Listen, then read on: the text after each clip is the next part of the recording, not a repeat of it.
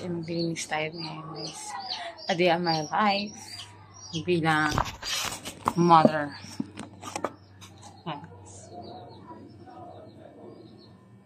Magulo po yung buhok ko. That's why, maglinis tayo. Wala kasi mga tao dito ngayon guys, kasi nasa labas sila. Ano yung mga kids sa labas. Ngayon, maglinis tayo. Ayan guys, nagsimula na tayo maglinis. Unahin mo natin yung higaan dahil bawal to maalikabukan dahil meron kaming batang maliit na madaling kapitan ng alikabok.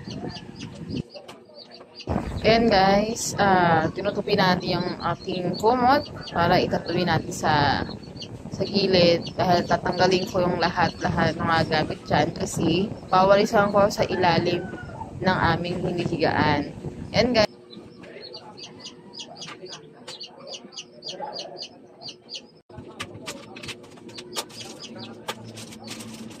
Ang susunod, tinanggal ko na po ang kutsyon namin para pagpagan at ilagay po sa tabi para pawalisan ko na po sa ilalim.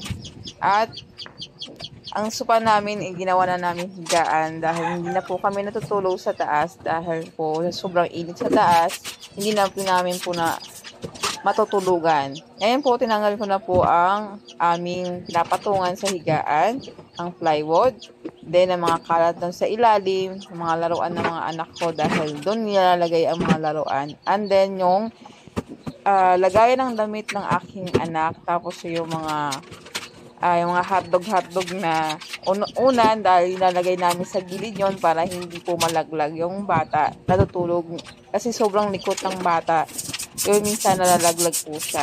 Ayan guys, tinatanggal ko po ang sa taas dahil maalikabok kay maraming mga tawag nito, mga lawa-lawa sa tawag dun ay na yung mga sapot na mga gagamba.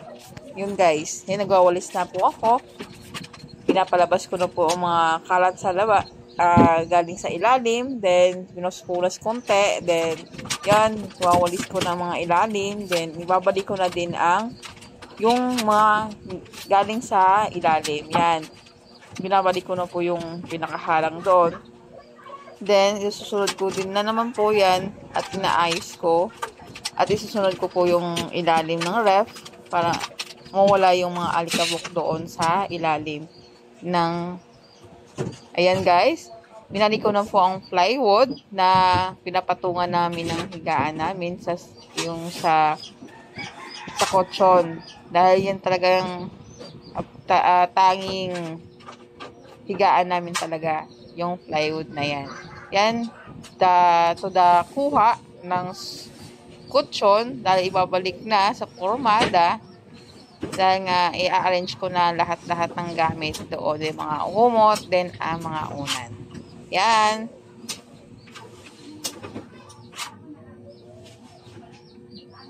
Yan guys, inayos ko na po yung kutsyon at kinuha ko ang dalawang pillow na mahaba kasi lalagay ko sa gilid dahil nga inaharang ko po yan dyan para once malikot tong aking maliit, hindi po siya malalaglag. Ngayon, ilalagay ko na po yung pinakasapin po ng kutsyon. Yan po ang aming bedsheet po. Yan lang para siyang kumot. Pero talaga, sapin talaga po yan sa kutsyon namin. Isisiksik ko lang po ang bawat side to side o doon sa gilid ng sofa. Dahil nga, masyadong kapag hindi naman isisiksik yan, ang bawat side to side ng aming bedsheet is makukunot po siya. Ayan guys. To the ayos. Yan, binabalik ko yung mga gamit sa ilalim, yung mga gamit ng aking anak. Yung damit po yan, nilagayin po ng damit yan. Tapos, inaayos ko din yung pinakaharang dahil natanggal. Kasi nagalaw po ang kanyang pinakaharang doon. Yan, walis konti dahil nga mayroon nasamang alikabok doon sa ilalim. Yan, tinanggal ko na din. Yan, inayos ko din yung electric fan, gidilid ko at natanggal. Diba? The haggard.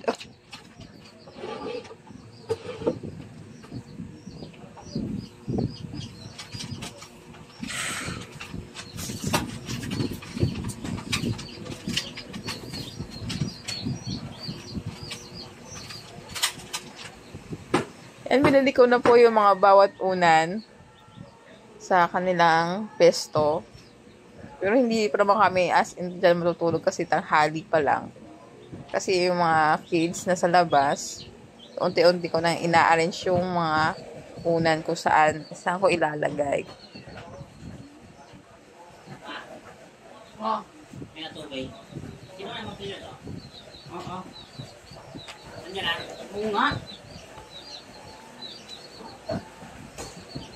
Ang anak mo wala namang ginagawa dyan.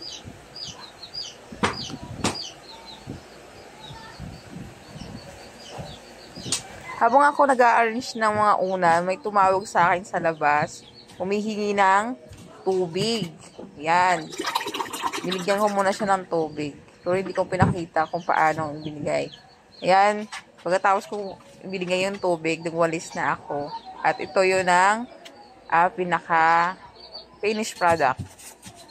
Yan. To the finish din pagwawalis.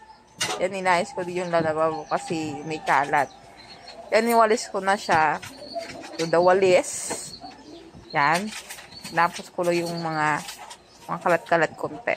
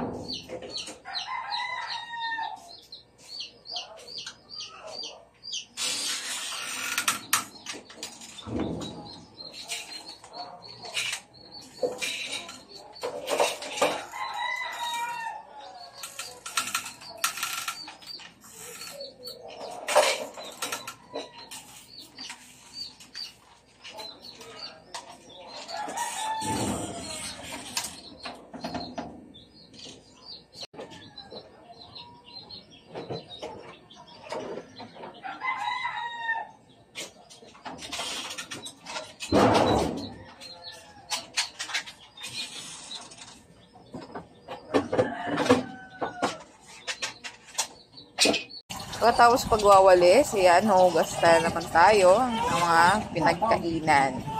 Kunti lang yan guys, pero dahil pinagkainan, kailangan talaga hugasan.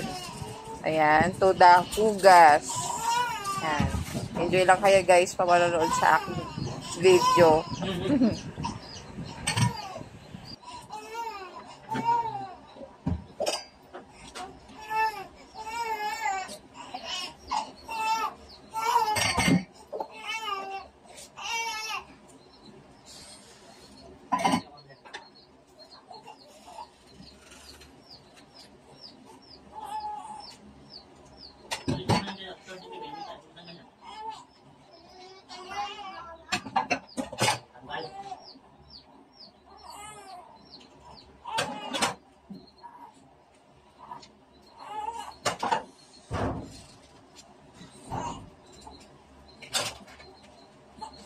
Panilanggam na. Kain mo na dyan. Ay, kakakokong ko lang. Kalat na naman.